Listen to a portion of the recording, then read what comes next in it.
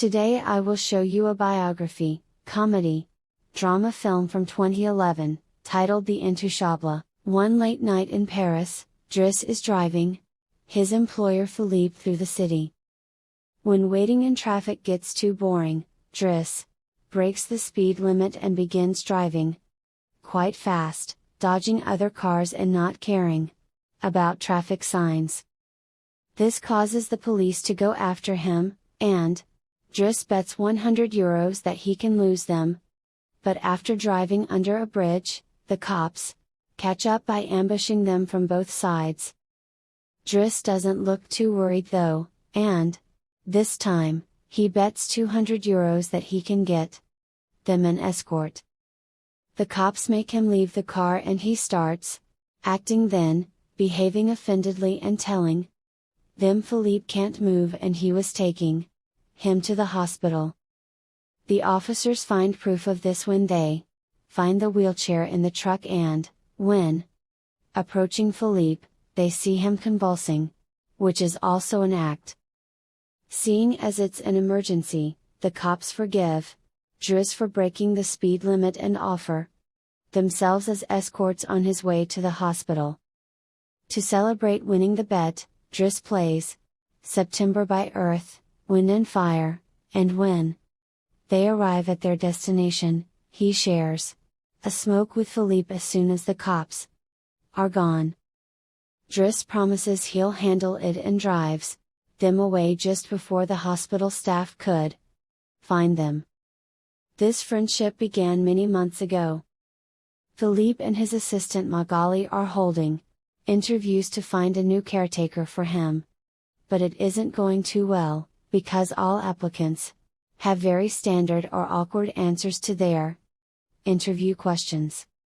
But they're suddenly surprised when Driss storms in, ignoring the fact it isn't his turn quite yet, because he only wants some papers to be signed saying they won't hire him so he can get the unemployment benefits. He's blunt and a little rude, even hitting on Mogul, but Philippe finds him amusing and asks him to come back the next day for his signed papers. Driss goes back to his home in a humble neighborhood and tries to take a bath while all his little siblings bother him, only managing to get it done in time thanks to his sister Mina, who is a bit older than the others and more responsible. While waiting for their mom to arrive, he looks through the window and notices his brother Adama getting out of a suspicious car. When the boy enters the apartment, he just says he was at school and leaves again after grabbing his bag, causing Driss to be even more sure that he's up to something. In the evening, his mom arrives, and he gifts him a Fabergé egg he stole and tells her he's been away on vacation when she asks. She isn't happy to see him though, because he disappeared for 6 months and never called. And now he's shown up out of nowhere as if her home was a hotel. As she's absolutely done with all his lies, and she has other children she has to take care of, she kicks him out and tells him not to come back. Driss spends the night having a smoke and some snacks with some neighborhood friends.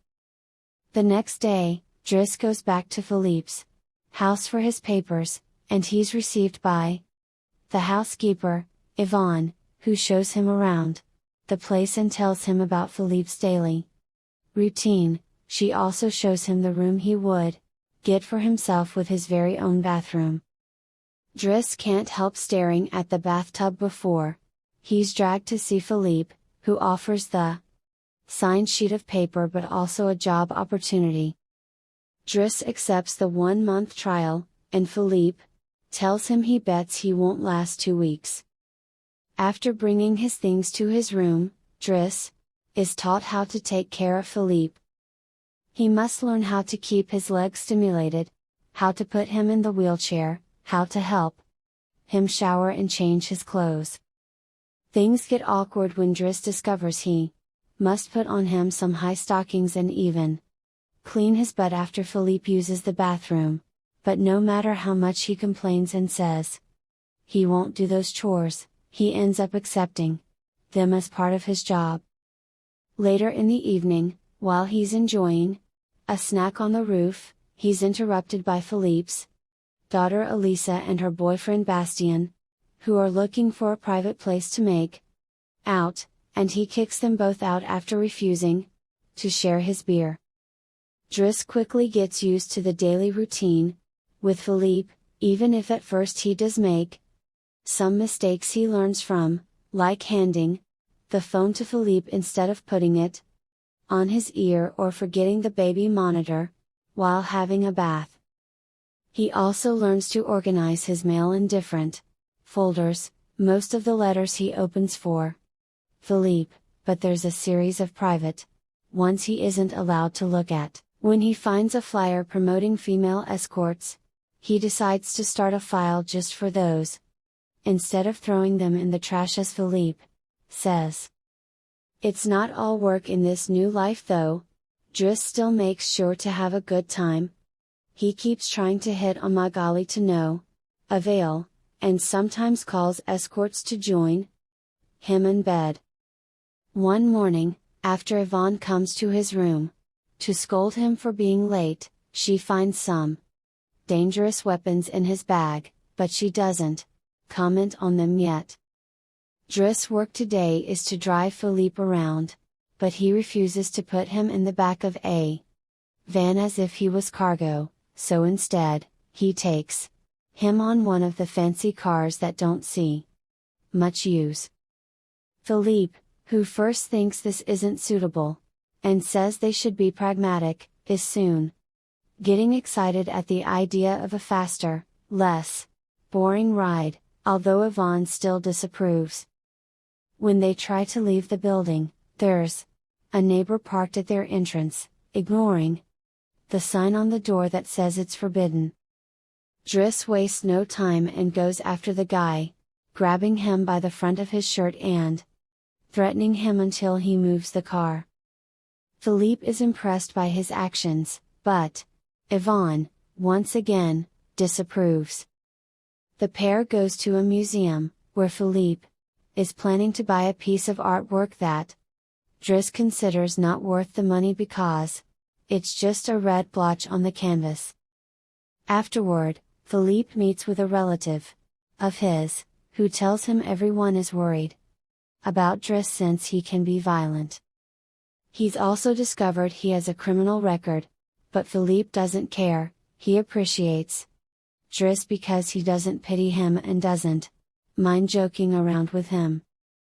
After another failed attempt at hitting on Magali, Driss has dinner with Yvonne in the kitchen while listening to Philippe dictate a letter to Magali.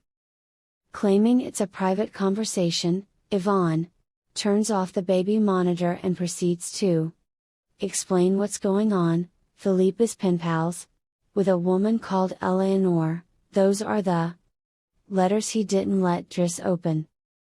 But he's never met Eleanor in person. Their relationship is purely epistolary. Speaking of love, Driss teases Yvonne for the looks the gardener gives her all the time before going to bed. He's trying to sleep when he hears some weird sounds coming from the baby monitor. Philippe is having trouble breathing. Not being capable to ignore him even if he tries, Driss goes to his room and gently guides him through the attack with soothing words and a wet cloth to wipe his face. Philippe eventually falls asleep, only to wake up again moments later, saying he needs air. This time Driss doesn't hesitate. He puts Philippe on the wheelchair, covers him with blankets, and takes him out for a stroll by the river. This is the first time Philippe has seen Paris at night in a long time, and now he's more relaxed. He explains to Driss that the medicine can only do so much and he sometimes experiences phantom pain. When they see some girls walking by, Philippe also confesses he isn't capable of pleasuring a woman because of his situation, but he still can enjoy some satisfaction when he gets his ears massaged because they are sensitive zones. When the phantom pain threatens to appear, again, Driss shares one of his joints with Philippe, who is skeptical at first but ends up loving it. Afterward, they go to a restaurant, where they joke around while sharing a meal, and Philippe decides to share more of his story. He met his wife when they were students, and shortly after they got married, she had 5 miscarriages and was diagnosed with an incurable, terminal illness. That's when they adopted Elisa. Philippe has always loved competitions, extreme sports, and speed, and a paraglider gave him that. It was during a paragliding session that bad weather caused him to crash and break his vertebrae, although he still thinks his real handicap isn't the chair but living without his wife. After joking around some more, Philippe remembers the date and realizes Driss has passed his 1-month trial, so he's now officially hired. But he needs to start by bringing back the Fabergé egg he stole because it was a gift from his wife. She would give him one every year, and he has exactly 25, matching their time together. The next day, Driss goes to talk to Mina when she's leaving school, who is a bit offended because he hasn't been answering her messages, except to ask her to look for the egg. She also tells him about some cops that have been calling their home. Afterward, he visits Adama, who confesses he was found with 30 grams on him. Driss wants to take him to lunch, but Adama refuses and instead gets in the same suspicious car from before. Later on, Driss is allowed to be present while Philippe dictates his letter for Eleanor to Magali.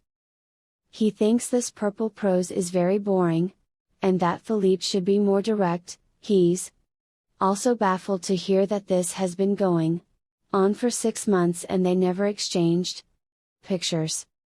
When he finds her phone number on one of the letters, he takes it as a sign and calls her, obliging Philippe to take the phone and finally speak to her outside the written word. Their conversation goes so well, Philippe is now on the phone with her all the time, even right before he and Driss attend the opera, during which Driss laughs and makes fun of the costumes. The next day, Driss convinces Philippe to accept to exchange pictures with Eleanor, and chooses one of him in the wheelchair.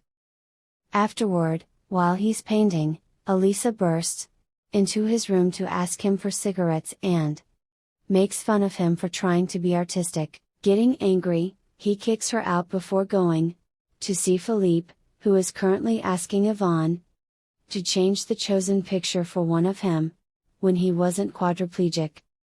She hides the picture inside the escort file, right before Driss burst in, complaining about Elisa and telling Philippe he needs to discipline her, something Yvonne agrees with.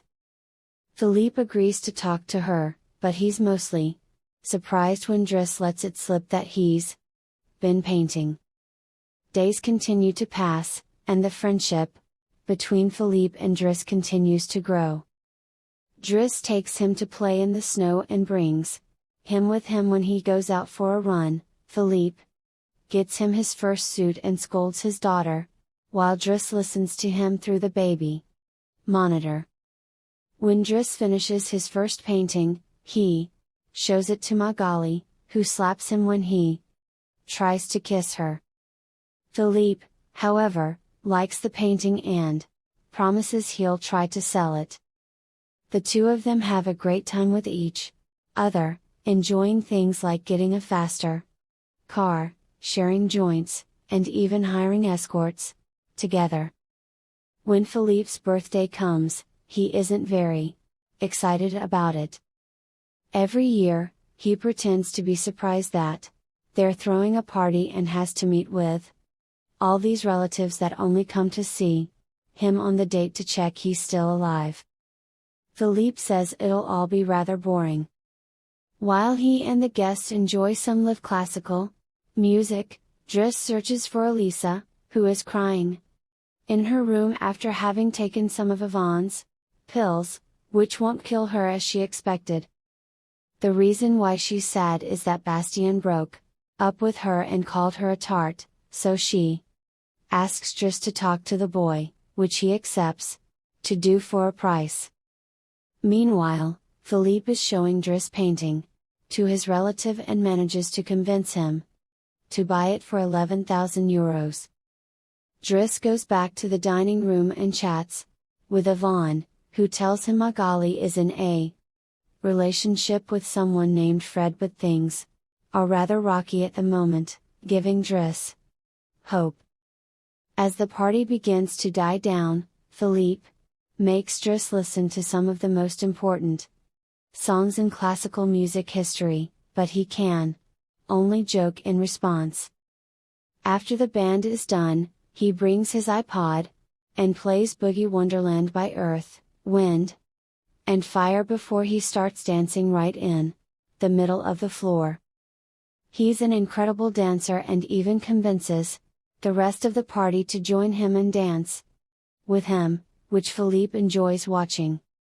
Later, when putting Philippe to bed, Driss opens Eleanor's latest letter to him.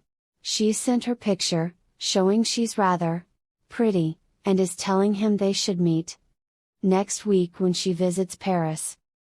When the day of the date comes, Yvonne and Driss put Philippe through dozens of outfits until they find the perfect one.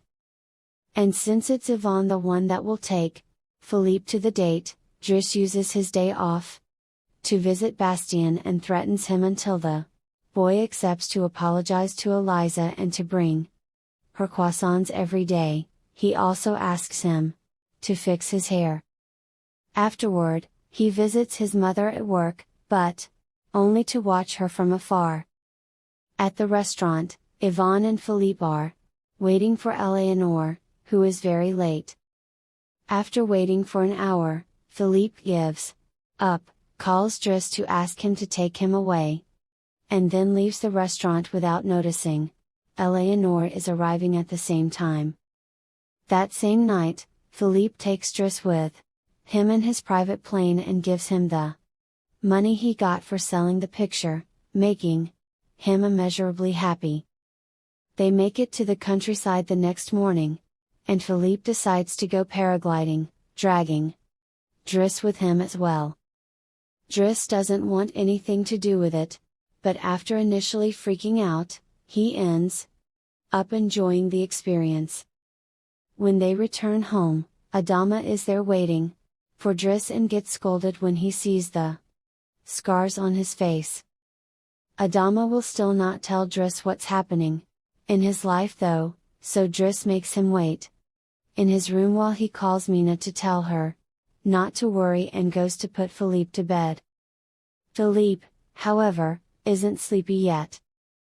After making Driss look at a painting with him, he asks him about his family, which Driss at first doesn't want to talk about, but eventually gives in.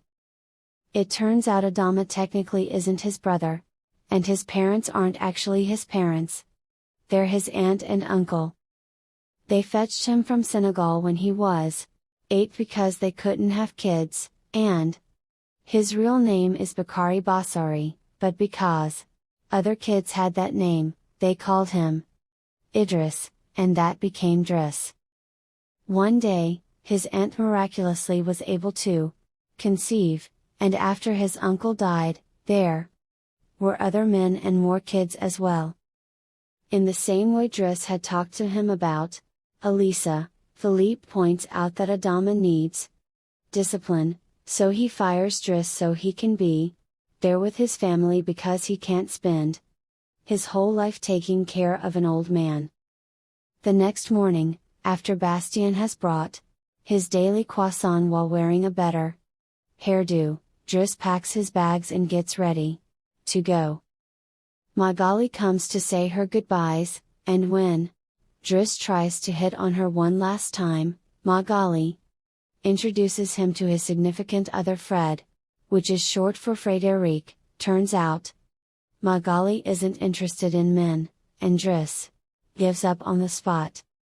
On his way out of the house, he gives the baby monitor back to Yvonne and teases her for having lied to him about Magali just to mess with him. In return, she gives him the escort file he had started, and he's disappointed to find the picture he had chosen is hidden there. Driss throws away the file, but he keeps the photo for himself.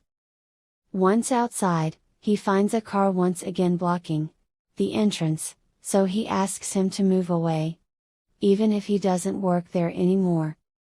When Adama calls him out for it, Driss says, "Is a matter of principle." A few hours later, the two brothers go pick up their mother at the station while back at the house. Philippe is having his first dinner together with his new caretaker, who is stuffy and boring, and Philippe decides to leave him without even having a bite. Since Yvonne is out on a date with the gardener, nobody is there to scold him for it. As days pass, Driss goes back to his old life. He hangs out with his old friends again and tells the guys from the suspicious car not to bother Adama anymore. When he goes to an interview he doesn't have enough experience for, he manages to win over the employer by calling himself pragmatic, and using all the art knowledge he acquired while working for Philippe. This lands him a job as a driver. Philippe continues to dislike his new caretaker, and is in a constant bad mood. One night, he refuses anyone in the house to help him with his phantom pain, so Yvonne calls Driss and asks him to come over. That's how they find themselves in the situation, from the beginning, with the cops chasing after them first and escorting them to the hospital later. After that little adventure, Driss drives Philippe to the coast, and the sight of the sea helps Philippe calm down. Sometime later, Driss takes care of Philippe's overgrown beard before taking him to a restaurant for lunch, but he doesn't stay, because someone else will be making Philippe company today. Driss wishes him luck and finally gives him back his egg before leaving, and Philippe starts worrying about being alone until he sees who his date is, Eleanor, who is delighted to see him and doesn't mind the chair at all. The real Count Philippe Pozzo di Borgo now lives in Morocco. He has remarried and has 2 daughters. The real Driss, actually called Abdul Yasmin Selu, has his own firm and is also married, with 3 children. The two men continue to be very close friends to this day.